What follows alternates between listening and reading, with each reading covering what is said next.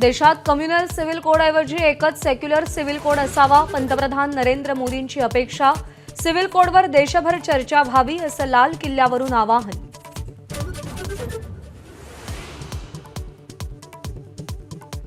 देशातल्या 140 कोटी लोकांनी संकल्प केला तर 2047 पर्यंत विकसित राष्ट्राचं लक्ष्य पूर्ण करू शकतो.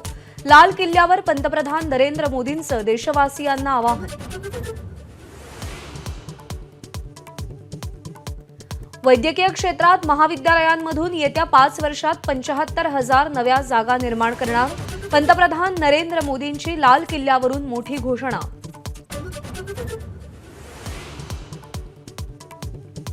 बांगलादेशात लवकरच स्थिती सुधारेल अशी अपेक्षा. बांगलादेशात हिंदू अल्पसंख्य सुरक्षित राहावेत. लाल किल्ल्यावरून मोदींकडून बांगलादेश समस्येचाही उल्लेख.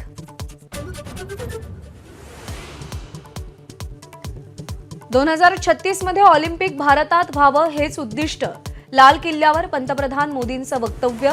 तर परदेशी गुंतवणूकदार टिकवण्यासाठी राज्यांनी जुन्या सवयी मोडाव्यात, पंतप्रधानांचं आवाहन.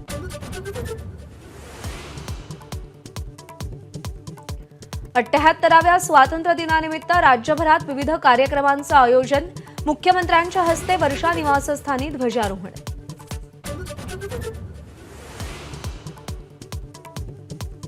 नागपुरातल्या संघ मुख्यालयात मोहन भागवतांच्या हस्ते ध्वजारोहण. बांगलादेशमधील हिंसाचाराचा हिंदूंना त्रास होतोय. मोहन भागवतांकडून चिंता व्यक्त.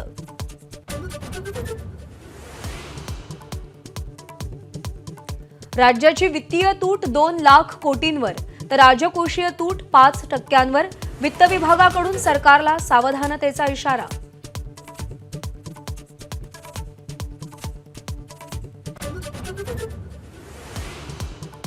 पुण्यामध्ये पेट्रोल भरण्यावरून वाद. रांगेत उभं न राहता पेट्रोल भरण्यासाठी दोघांनी तरुणाला मारहाण केली.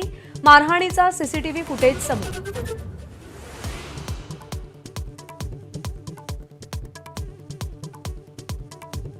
अटल सेतूवरील जोड रस्त्याला तडे गेल्या प्रकरणी कंत्राटदारावर कारवाईचा बडगा.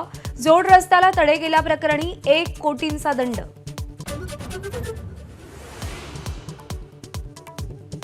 गणेशोत्सवासाठी गावाला जाणाऱ्या भक्तांना यंदाही टोल माफ. मुख्यमंत्री एकनाथ शिंदेंची घोषणा. तर पर्यावरणपूरक उत्सव साजरा करण्याचं आवाहन. ईडीच्या संचालकपदी राहुल यांची नवी नियुक्ती. 2 वर्षांच्या कालावधीसाठी राहुल नवीन यांची नियुक्ती केल्याची माहिती. एबीपी माझा, उघडा डोळे बघा नीट.